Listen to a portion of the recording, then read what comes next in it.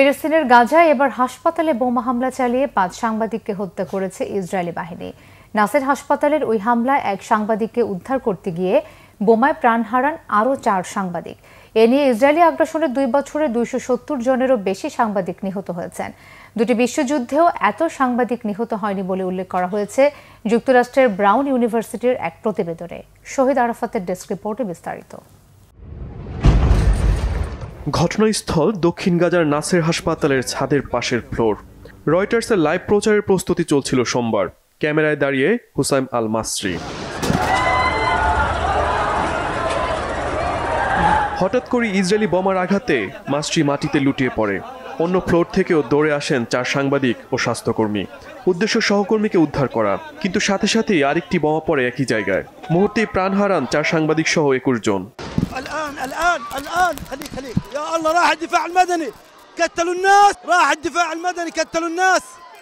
হুসাইম আল মাসরি রয়টার্সের হয়ে কন্ট্যাক্টে কাজ করতেন।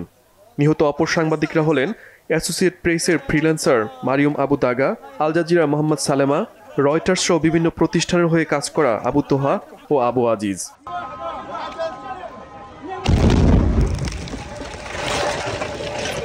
২০২৩ সালের ৭ অক্টোবর হামাস ইসরায়েল সংঘাত শুরুর পর ইসরায়েলি হামলায় গাজায় অন্তত ২৭০ সাংবাদিক নিহত হয়েছেন। গড়ে প্রতি মাসে সাংবাদিক নিহতের সংখ্যা ১৩ জন। যুক্তরাষ্ট্রের ব্রাউন ইউনিভার্সিটির তথ্য মতে গাজায় যে সংখ্যক সাংবাদিক প্রাণ হারিয়েছেন, মার্কিন সিভিল ওয়ার, প্রথম কিংবা দ্বিতীয় বিশ্বযুদ্ধেও এত সাংবাদিক হত্যা দেখেনি বিশ্ব। এদিকে ৫ সাংবাদিক নিহতের ঘটনায় ইসরায়েলের প্রধানমন্ত্রী বেনিয়ামিন নেতানিয়াহু দুঃখ প্রকাশ করেছেন। এ ঘটনার সুষ্ঠু তদন্তের জন্য ইসরায়েলি প্রশাসনকে নির্দেশ দিয়েছেন তিনি। হামলার নিন্দা জানিয়েছে জাতিসংঘ ও বিভিন্ন আন্তর্জাতিক সংস্থা।